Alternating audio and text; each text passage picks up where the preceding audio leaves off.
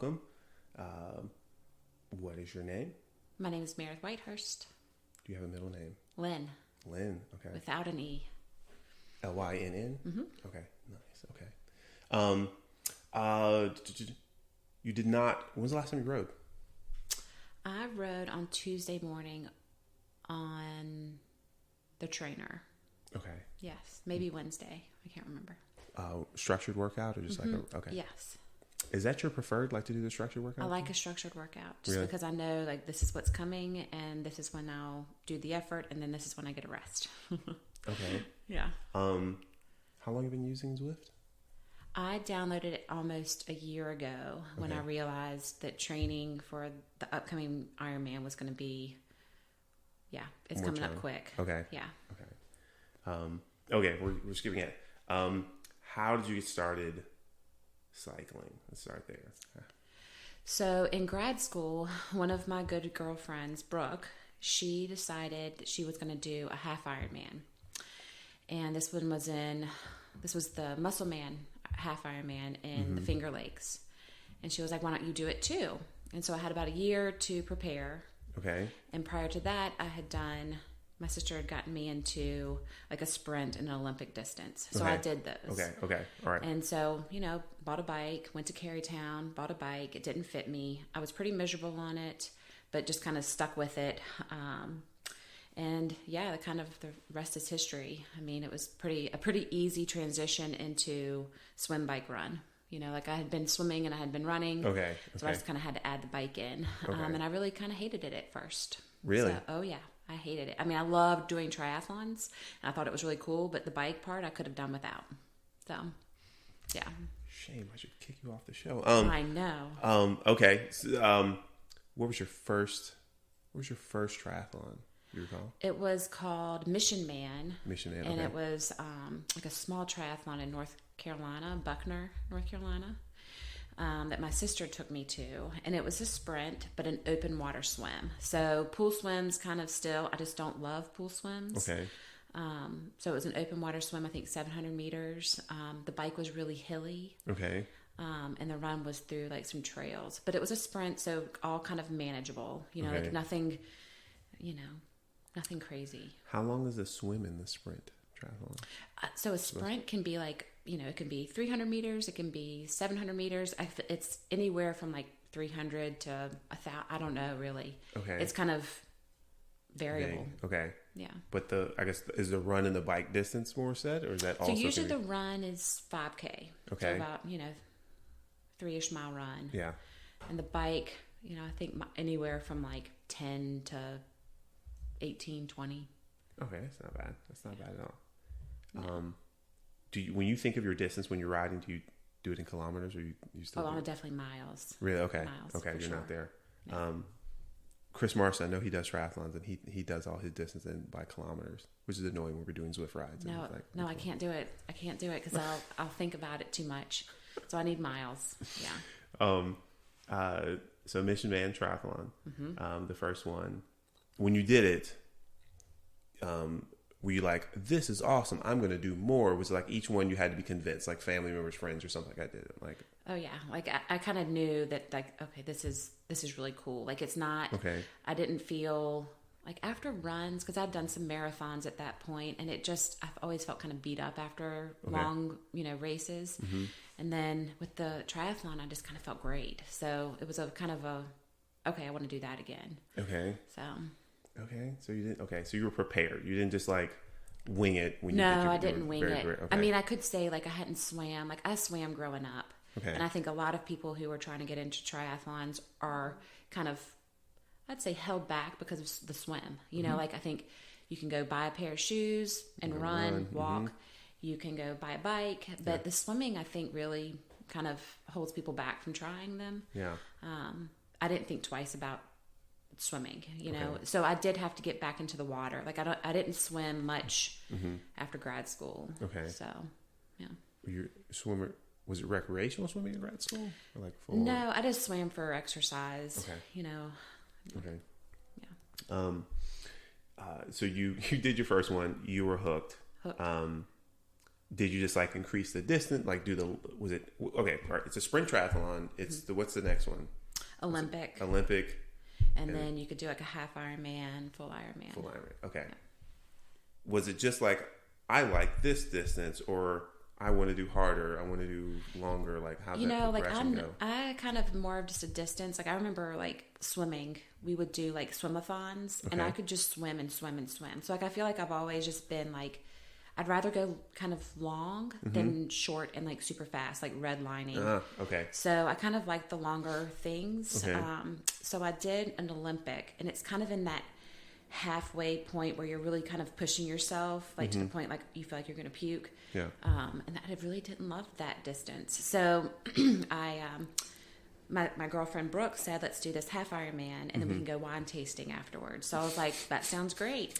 So yeah, so she got me into the half Ironman, and I went into that, I kind of trained myself. I didn't really know what I was getting into. Okay. And, yeah, I did it, and I loved it. And her husband was the one who said, hey, a whole bunch of people from Richmond are doing Coeur d'Alene, the Ironman next year. And yeah, I didn't know where Coeur d'Alene was. Like, is that in France? Is that in Canada? Like, I didn't know. So you did more. I did more. Okay. But, I'm still, I feel like I'm relatively, as far as a lot of my friends go, like I usually average like maybe 1 to 2 races a year. Okay. So it's not really about the race, even though I do love that. It's really more about like the training and the consistency and the. So you enjoy the process of getting ready more than like actually completing the event? I like the process of getting ready, and I feel like I like to have just one main focus as opposed to like, oh, let's do a race here and a race here. So I'd rather just have like one big thing that I'm focusing on. Okay. As opposed to lots of little things. Okay. I've never done well with lots of little things. Okay. Yeah. All right.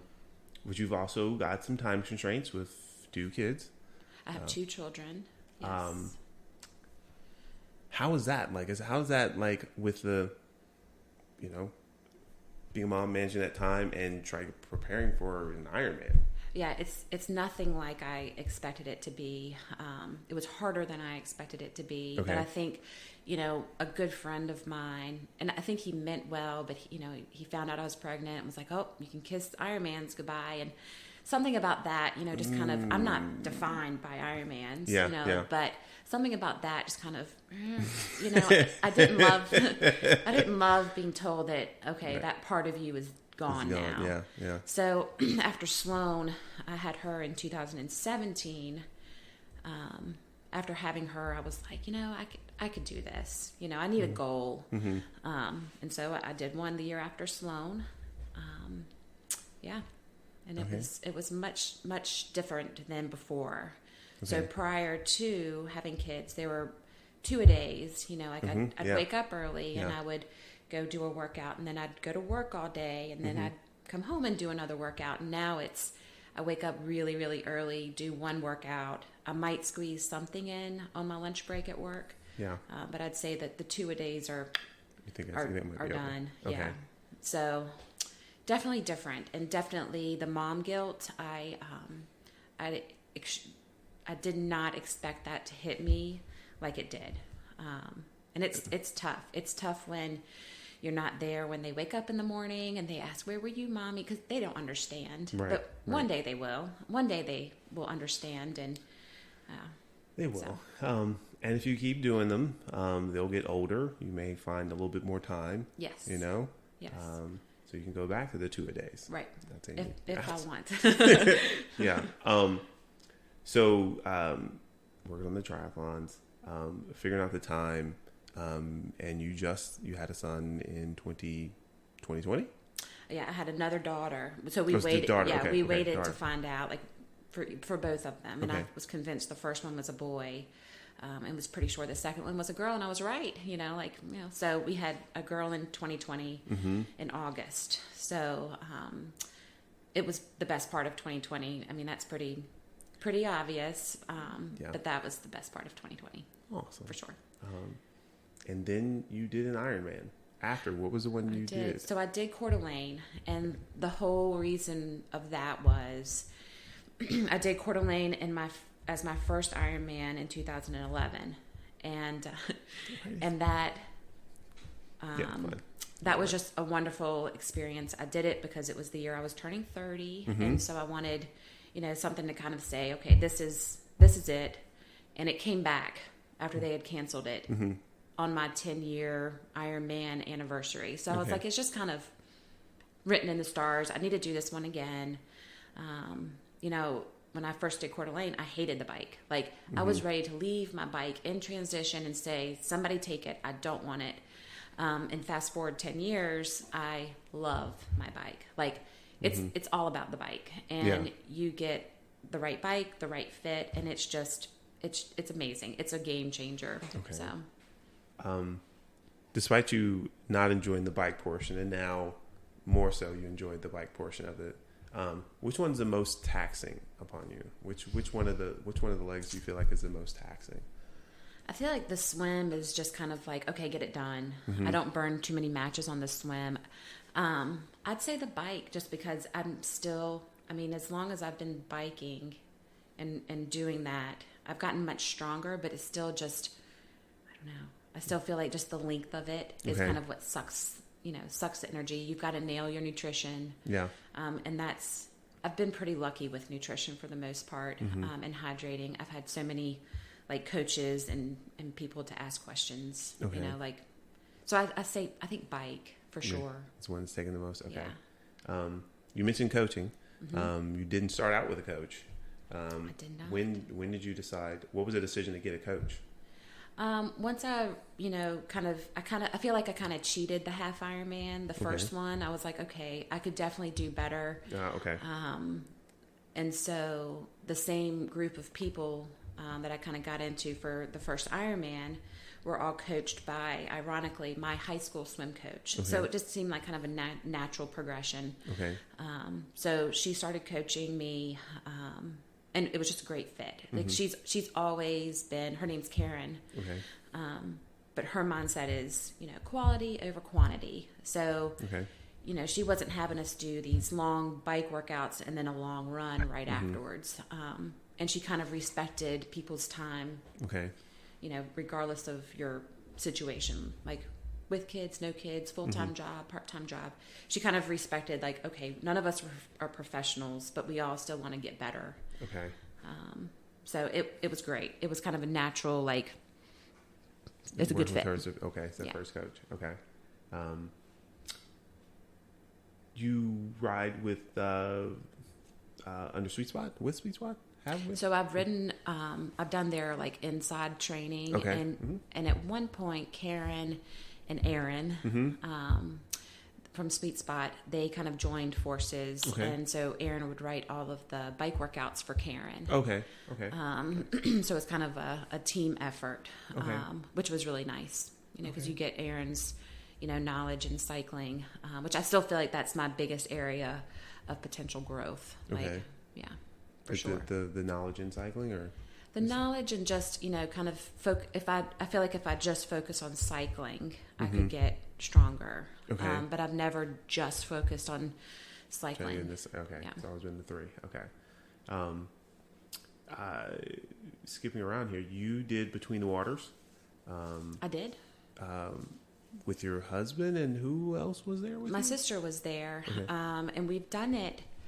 So we did it the first year. So in 2017 was our first year doing it. And we've gone back every year doing it as a family. So my dad would ride.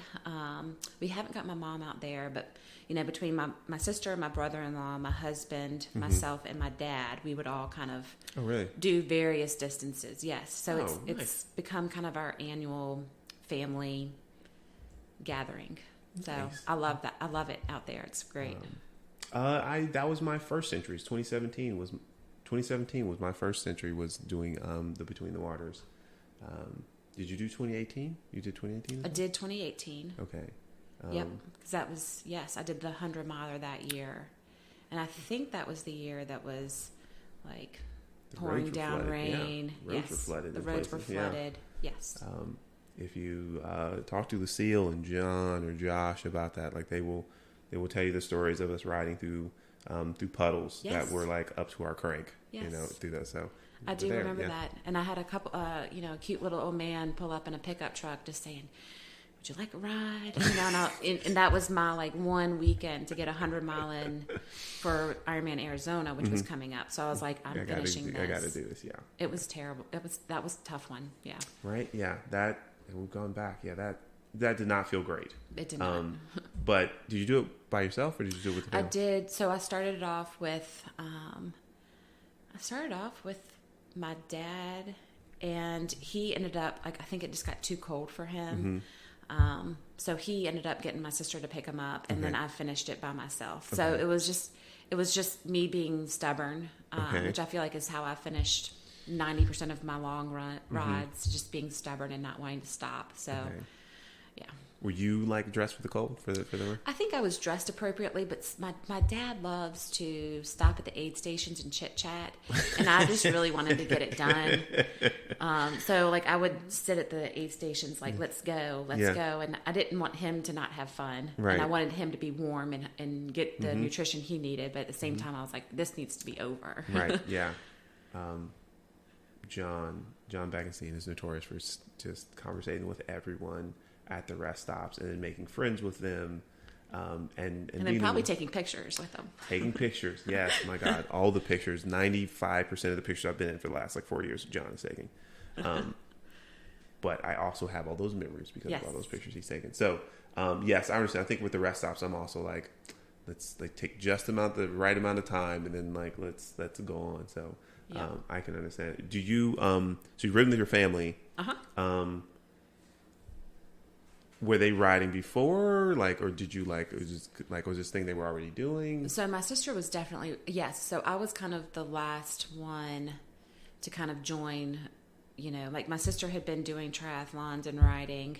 My husband, David, he, bigger cyclist, like mountain biking, road biking, much stronger than I am. So yes, I think we kind of got my dad more into it.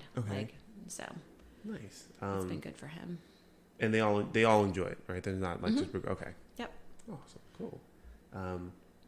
Yeah, that's the first time I've heard of a family riding together. Normally it's like one person who rides, and I think they've talked to a family member or a friend, but like not the whole family. So that's actually I mean, cool. we've gotten my mom. Like she's got. I think she would love like an e-bike. Okay. But we've gotten her a bike, and she's gone out into the Capitol Trail a few times. Nice. And I think she's enjoyed it. Okay. But she's just not interested in the workouts. She just wants to go and enjoy it, and I want to enjoy it and like sweat, maybe suffer a little bit. Yeah. So it's definitely a good thing for our family. Okay. You were in the training team as well, right? Yep. Did you find out about the training team through the Sweet Spot, or like how'd you? Yeah. Okay. So Erin, Erin's just been. Let's see. We did a lot of her indoor, like classes, and then I joined a lot of her Wednesday night rides from the shop, which is close to here. Right. Her old shop. Yeah. But yes, so joined that because of her. I had not really ridden much with Raba. Okay. So that was kind of a new faces, new people, which was great. Like I think that's one of the best things about Richmond is that on any given weekend you can find a group of people riding. It's great. That is in multiple rides options. on that particular day. Do you like group rides? I do like group rides. It's tough when you're training for something that's maybe not the same as other people and you just have different goals. So I've struggled with that, just being very like task oriented and like wanting to get it done, or like I'd have on days that the training team had 80 miles, I had 100 miles. So like trying to go and squeeze that in beforehand and then, jumping into a group ride. But I love group rides. I think that they've, with Erin's, that first year I did it, my comfort level on the bike and riding with other people like improved so much because I mean triathletes are not known for their bike handling skills, and like I'm I'm guilty of, I remember when I got my first bike, I did not want to let go of the handlebars. I didn't want to get my water bottle. I didn't want to get my nutrition. So my comfort level on the bike and riding with other people is so much better now because of those group rides. Really? Oh, yeah. Okay. That's good. I'm glad you're more comfortable with the group. Wow, I didn't think about that. Not wanting to let go of the handlebars. I did not. I mean, some of it comes down to like the fit of the bike. Like I was just uncomfortable on the saddle. Yeah. And so I was just putting way too much pressure on my hands. Yeah. And then as soon as I, let go, in my mind, I just saw myself going over. I understood that I wasn't going to, but triathletes in a triathlon, we don't draft off of people. Right. So you have to give, I think it's 3 bike lengths. I could be wrong, but you just don't draft off people in a triathlon. So the group rides, I feel like, are kind of what pushes, that pushes me. You're trying to stay on somebody's wheel. So yeah, I love group rides. Thank you for mentioning, because I wasn't sure what that distance was. I was also where you weren't supposed to draft off anyone at the triathlon, but roughly 3 bike distances. I think it's 3 bike. It might be 6. They might have changed it. I don't know. I just know that I stay really far away from people. Okay. I mean, I would imagine it's minimal draft while running, but are you also like in the run, you're also supposed to be distant? Or? No. So in the run, there's no like rule about you have to remain X, feet apart. Okay. And there's sometimes where if there's a really bad headwind, I'll duck behind like the biggest guy I can find just for comfort. I mean, and whether I get speed from that. It's my understanding is that the faster you're going, the faster the speed, the greater the benefit from the draft. Right. Than if you're just, if you're going 5 miles an hour, like there's almost no to minimal benefit from drafting on someone. Right. So in the run, it would be, a minimal benefit anyway from drafting behind it. But yes, it would be better to hide from the wind. Yes. So comfortable with the group rides. If you didn't have a big event, would you still ride? Yes. I mean, I don't have anything planned in the near future, and I'm itching to get outside on my bike. Okay. I do miss the group rides. The cold is definitely a deterrent. I'm very much a fair weather cyclist, but I do have good gear. So I think that, once kind of getting over the 2 races this summer that I did, and kind of getting back into a routine, I can see myself getting outside more this winter. I think it's reasonable for everyone to not ride as much when it gets to wintertime. The weather is more likely it's going to be rain. It's more likely it's going to be super cold. Yeah. Or really windy on the warm day like it was Saturday. Oh, did you ride Saturday? Yeah, we went out. We did. I did the ABC ride, and I told the group, like, there's a limit to how much I'll ride in with the wind. And it got pretty close. Like near the end, near the 1 or 2 p.m. when that's 1 p.m. or so. Like I could definitely feel the wind picking up, and with the deeper dish wheels I have, crosswind, I had to pull away from the group because I get nervous with the wind blowing, and being so close to others. So there's a limit to the wind. Have you done any like triathlons or Ironmans or anything? Like the weather was just terrible. So I've done, you're getting dumped on kind of thing. So in Lake Placid, it rained a little bit, and that was only a problem because the descent. There's a notorious descent. And so and again, like I had some race wheels on, and it was windy, and people are flying past me, who were much, much better bike handlers. And at that point I was still on a road bike. But yes, I'd say that was probably the only rainy, like weather-wise. Okay, I'm kind of worried about it until this year's Coeur d'Alene, which is in Idaho, if anybody's wondering, and it is typically pretty like mild there. Like it was in June, end of June, and in 2011 when we did it, I think it was 80 degrees as the high. I mean, it was just perfect. It was beautiful, and in my mind, I've probably made it much better than it was, but. It was just a perfect experience. And then this year there was a heat wave, and I think the temps went up to 110, 104, 110 on the asphalt. So it was pretty miserable. Like that was I thought I was running on top of the sun. Yeah. It was bad. Like people, I think there was a 27% DNF rate. Okay. DNF? Did not finish. Oh. So they either pulled out because they didn't want to keep going or medical issues. Like I saw a lot of people struggling, with the heat. It was awful, really. So yeah, wow. I felt like, I'd worked really, really hard. Yeah. With, juggling the work, the training, the kids, and then, it just was not the day that I had in my mind. So I think that was probably the worst weather day that I've ever had during an Ironman. Okay. So, and you finished? I finished. Okay. It was, my goal I think was sub 13 hours. I wanted to go, and I did 14 something. Okay. So that was a little bit of a disappointment. But I was happy to finish because it was I wanted to quit quite a few times. Okay. But again, just that stubborn, like I'm not flying halfway across the country, right. Actually more than halfway, to get a DNF. So.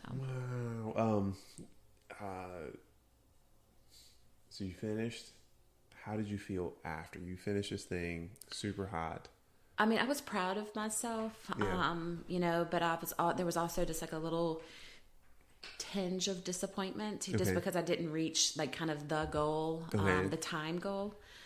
So yeah, I kind of, I struggle with that a little bit. And I really do like, some other people have probably talked about it a little bit, but like you kind of get like this post-race depression, post-race blues, because there's this one race that you've been working so hard for, and that's been like the goal, and then it doesn't quite meet your expectations, or it's over. So whether you meet your expectations and everything is great or you don't, there's still like this kind of like, well, what do I do now? Right. Like where's the void? It's kind of over, it's void.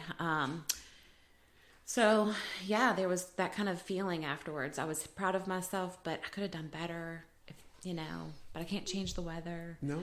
So maybe I was a little bit hard on myself, but I wanted to do more. So I asked my husband if he would be okay if I thought about doing Ironman Maryland. So fast forward to September, I did Ironman Maryland. Okay. And you just did you have to change your training at all, or you just like continued your training after? I took some time off, a couple of weeks. Like I'm big on like active recovery. Like I think I don't ever see myself not exercising. So whether it's taking the dog for a walk or pushing the stroller around, getting in the pool and just kind of swimming some laps. So I took a couple of weeks off and then just kind of jumped right back in and eased the mileage back up.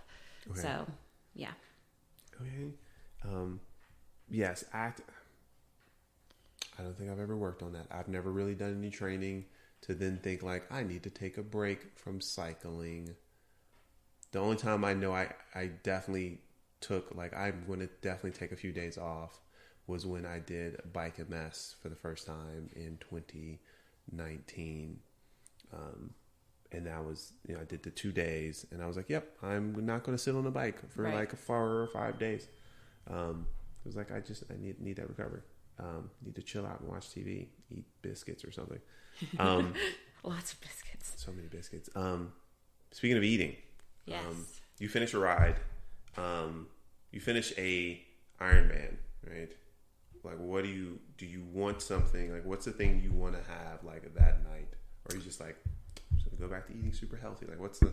So I would not classify my eating as super healthy, which I think is an area I can work on. But after like a long race, I definitely don't want the pizza that they kind of shove in your face like that. Just I want a beer, and maybe like a soft pretzel with some salt. I don't know, just something. But it's definitely changed after having kids.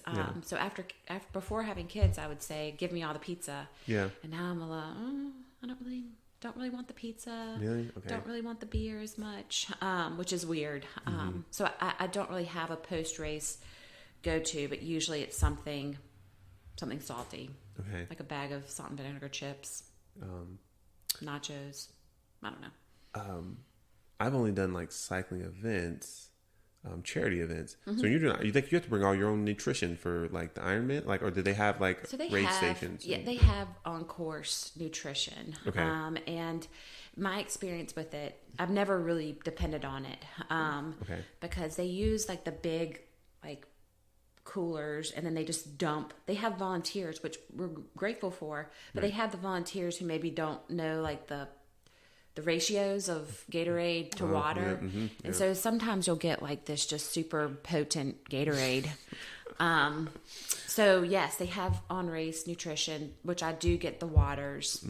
So like every 10 miles on the bike, they typically have an aid station. Okay. So I usually on my bike, I have, my nutrition, and I've been using Tailwinds. Okay. That seems to go down well. Tailwinds? What is Tailwinds? It's Tina Shriver recommended it, and they've got tons of different flavors. I usually get the one, I think it's raspberry raz.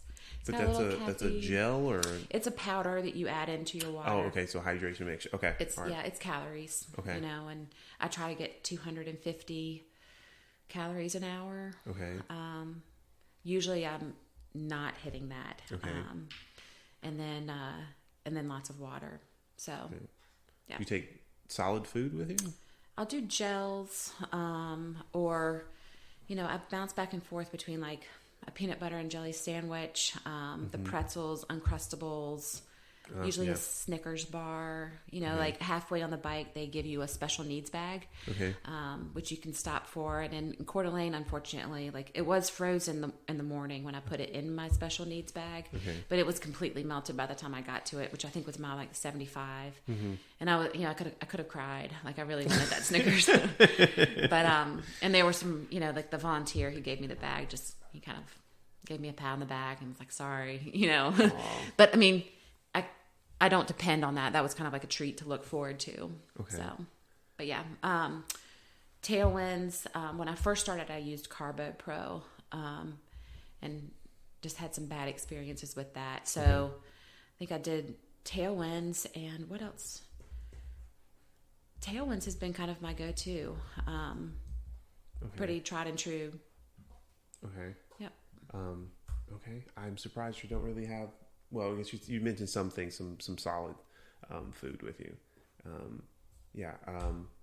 How long did it take you to dial in to find like that right mix of like the hydration, that you wanted to take and small solid foods? Like, did you already know like when you started riding, or did it like take a year, 2 years, 3 years to kind of find out what worked? Like I would say it was definitely kind of a learning process, and then kind of learn how to change with the conditions and how I'm feeling. Like, so I can't say that I've got it dialed in, but I feel like I'm aware enough of my body to be like, okay, I need more calories, or I need more water.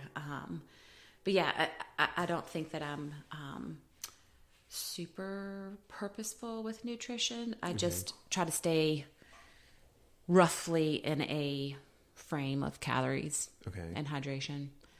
I could do better for sure, and by the time you get to the run, it's kind of like a crapshoot. Like really? I'm lucky with my stomach. Like I mean, it's kind of like nothing really bothers it too much. And I train with what I plan on using on the course, so there's nothing new on race day, which is kind of like a motto. Nothing new on race day. Nothing new on race, for sure. And then by the run, I'm usually just shoving like oranges or grapes, into my mouth, or chips. It was chips this year, like something salty, pretzels, like whatever, every mile. Really? So, yeah. Okay. Snacks. How do you keep track of? Do you? So you have a coach still, correct? I do. I'm with Aaron at Endorphin Fitness now. Okay. Yeah. Do you just let your coach kind of look at your ride data and like give you feedback, or do you look at your ride data and like and look at it kind of thing? I do not look at my ride data. Okay. I'll look at the final how fast it was. Okay. I am somewhat of like anti-data. Okay. So and I don't use a power meter, which I think is a good tool, and I've enjoyed using my smart trainer in Zwift. to kind of figure out what my FTP is and focus on that. But outside riding, I really just go by feel. Okay. Like, am I dying? No. Can I go harder? Yes.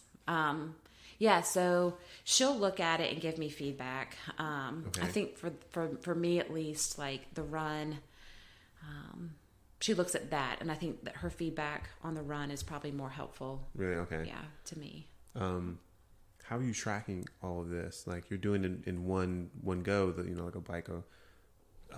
Like what are you using? A watch, bike, computer, like a combination? So I have a Garmin for the bike. Okay. Like a lot of triathletes use like a Garmin, like triathlon specific watch. And I don't have those. I use an Apple Watch for runs. Okay. They are not. I don't think that they're accurate. Like so, you can go do a run, and actually, I do run with music because I'm a solo runner. Like I love running by myself. Yeah. And no one really wants to run when I run. Like at 4:30, 5 o'clock. Like people don't want to run then. In the morning? In the morning. Seems logical. So I have run with my Apple Watch and my husband's Garmin, which can do multi-sport. And it's pretty, they're not consistent. I feel like the Garmin is much, much more accurate. Yeah. But yeah, I don't use the same watch during a race. Okay. But I did for Coeur d'Alene and I did for Maryland. So I upload everything to Strava and then it automatically uploads to Training Peaks. So I can kind of see all of the data in Training Peaks, which is nice. The Apple Watch, because I have one myself, it is nice. As a smartwatch, it is great. As a activity tracker, it is good. Yeah, I don't think it's that great. In comparison to Garmin smartwatches, it does not, I won't say it compares, but it's clearly not as good. Like Garmin makes some really fantastic activity tracking watches. Yeah. Oh, yeah. They're like the Apple Watch is like, for the normal person, like Apple Watch is fine. But like, Triathlon, no. Which Apple Watch do you have, by the way? Do you know? I think it's the 6. Okay. I'm not sure. I just know that, this one is better than the first one that I had. Okay. But yeah, it's just not, like I'll swim with it and it has like a swim mode, but I'm pretty sure the last version that I had, like it wouldn't even let you switch from yards to meters, and I swim in a meter pool and, it kind of makes a difference. But I don't even think they have a multi-sport option on this. So like if I wanted to do a triathlon with this, I don't think, one, the battery would last. No. And 2, I don't think that it would be accurate at all. Like the Garmin that I wore, I couldn't tell you which Garmin it was that I wore during these 2 recent races. But it was nice to kind of have, swim, transition 1, bike, transition 2, and then my run all in one group. So that was nice. You just like click the button and it would do, or would it recognize that you? No, it does not. You have to click it, which for Coeur d'Alene, I did not. I pushed the start stop button instead of the lap button, which you're supposed to hit. Okay. So that was, if I were really hung up on being specific with how long it took me in T1, then I might get upset, but it is what it is. I think I realized 15 minutes onto the bike that, I didn't do it right. Okay. So, but yeah, it is what it is. The ride is done. The ride's done. The swim's done. Next time. Yep. So because I wanted to ask, how do you track everything? So you're not a fan of data, but yes, you track it. Your coach looks at the data in Training Peaks. Okay. Yep. Do you take your bike with you on your vacations? Oh yeah, if I can. Okay. For sure. Like usually we do like a family beach trip to the Outer Banks sometime in June, and the bikes always go. Really? The bikes go. My husband takes his, my sister, brother-in-law. Yes, everybody has a bike. So yeah, if it's drivable and I can put it on the back of my car, I will take it for sure. Okay. Yeah, and my running shoes. Okay, but so everyone will go. Everyone will take the bike if they can. Yep. How did? I think we asked. Have you been in any accidents? I know of one. Yeah, so I was in one with with you. Yeah. And then there was another occasion, and I'm sure we were training for, me and a group of friends were out. It was on Mill Road, like Verina. And we had just started. We usually, before the Capitol Trail was really put in, and you could start like, at Great Shiplock or from Stone, we would start at Osborne Boat Landing. Yeah. And then ride down Mill, and then, ride all through out there. And 2 pit bulls came like charging out of the house that's right there. And I thought either, okay, do we try to avoid the pit bulls? Or do we hit them and risk them like attacking us? So it was, I don't know. I don't think that there was they just came running out of the middle of nowhere. And, I hit one like just straight on. Really? And went straight down. And I landed pretty bad on my hip. Okay. So I had an underlying hip issue, and I think that sealed the deal. So I had hip surgery on that, which was not caused by the bike crash with the pit bull. The pit bulls were fine, and they were super sweet. Okay.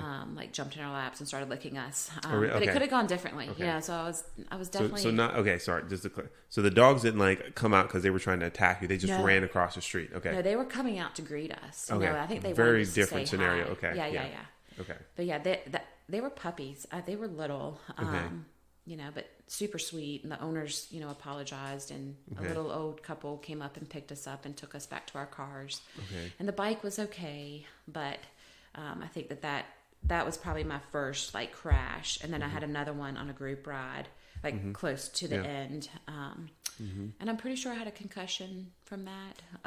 Like my helmet was, cracked, but thank God for helmets, Right. Yeah. That was on, is that River Road? I don't know. It was coming back onto like close to the Hanover County Courthouse. Yeah, I recall that. I was telling somebody about this morning. I was like, yeah, to ask about that. Because yes, being there, you seemed very shaken up. I was very shaken up. Yes. By that, and but you made it back. We took a moment and made sure you were. Yeah, you hauled me back. Yeah. You Yeah, we were like, let's make sure, because I don't want to be the ride leader. Someone died on my ride. So I was like, let's make sure you get back. And Catherine followed you home. Yes, she drove behind me home just to make sure, and I'm glad she did. My kind of first, like I'm okay, but I did not feel okay, and and in hindsight, I probably shouldn't have driven. But then I think it was just more like it was almost slow motion. Like I could see it happening. I knew I was going down. And then I just hit, I hit my head pretty hard. So after that accident, did you feel any trepidation about getting on the bike at all? I thought I would, but I really didn't, because it was really, I feel like with cycling, you're probably going to get into an accident at some point. It's just a matter of when, and how bad. Whether it's car versus bike, or bike versus bike, or yourself versus the bike. I feel like when I was learning to clip in, I totally did slowly tip over. Oh yeah, just tipped right on over. So I feel like it's going to happen. Just hopefully it's not that bad. Horrible. Yeah. And it wasn't. I was fine. Okay. Bike was fine. That's a priority. Yeah, definitely. When you started doing triathlons, and jumping around here, did you clip in immediately? When did you start clipping in? I clipped in immediately. Because I wish, because I went to Virginia Tech for undergrad, and I had a bike there, just to kind of get from class to class. And why didn't I cycle when I was out there? It's just such a good place to ride bikes. So I didn't practice really. I kind of just went straight from, I think I bought the bike with platform pedals on, and then just switched to, it just makes more sense. So I didn't really play around with the platform pedals. I just went straight to clip in. Okay. And I definitely felt super unstable at first, which makes no sense really. But I did practice. I sat on the trainer, and I practiced, over and over, clipping in, clipping out. So, and I fell quite a few times, We all do, and no one should feel like they're not going to fall over at some point in time. When did you learn to ride a bike? Oh, I was little kid. Yeah.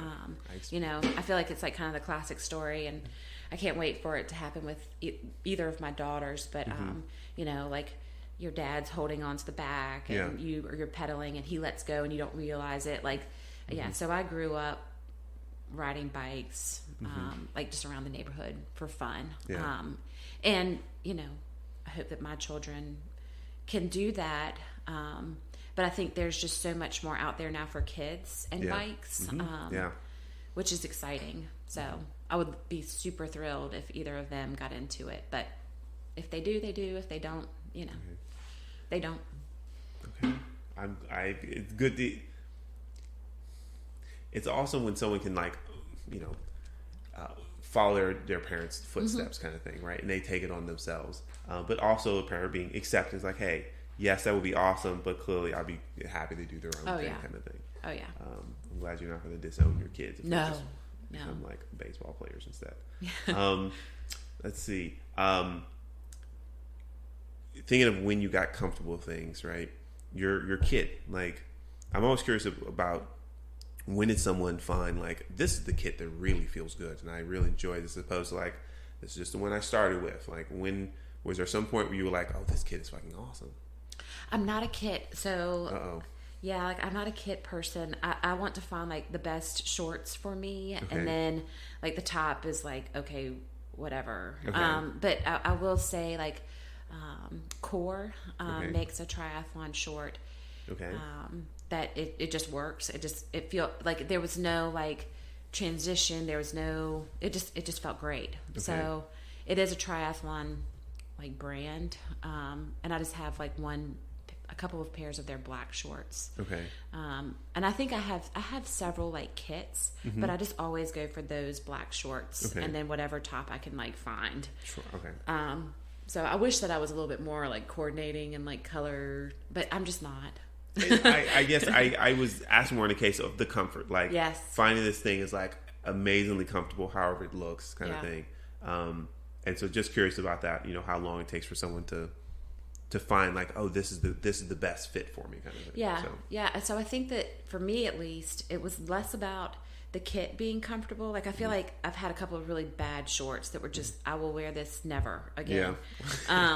But I think for me it was the saddle, like between the bike fit and then the saddle, and maybe giving up the idea that it's never going to feel amazing. Like there's always going to be like okay, a little bit discomfort. There's always going to be like a little bit of maybe okay, after 6 hours I'm going to feel uncomfortable. And just kind of accepting that. And then, chamois butter. Oh, God. I mean, I'm waiting for someone to tell me like they do a lot of riding, but they use no chamois butter. I can't. I can do short rides. If I forget it. So maybe an hour is my max on that. But chamois butter and a good saddle. Did you switch it? Did you try? You're not using your stock saddle. No. I'm so jealous of people that can do that. Right. Like. Who are those people? Like they're I go buy a bike and I'm just going to ride this saddle, and it's great. Like that is just like a unicorn, Yeah. How many saddles do you think you've been through? With triathlons, like I think there was. Let's see, I had a triathlon bike for maybe 4 triathlons. I'm just not a fan of it. But with trying to get fit on the tri bike, it was really simple. Like it was the Adamo something. And a Cobb. I used those two. Wait. Two different bikes. Yeah, two different tri bikes. Okay. So, Adamo and the Cobb. So, but with the road bike, I've tried probably at least 20 different saddles. Yeah. Wow. And I mean, and again, Richmond is just so lucky. Like at the time, like Richmond Cycle Corps, like when I first was starting, they had their shop and they had test saddles. And Craig Dotson was doing like my fits, and he just let me try, whichever saddle. And I mean, it was a pretty quick, like, I don't like this one. I don't like this one. I don't like this one. So I think the Cobb is what I liked on my road bike. And then the Adamos. I'm now on an Adamo. And I love it on my road bike. I don't own a triathlon bike anymore. So, yep. Are you happy without a triathlon bike? I am. I am very much a road bike. I think a triathlon bike is much faster, but I just feel better on a road bike. So more comfortable. Okay. Yep. All right. 2020. You had your daughter. My daughter. Yep.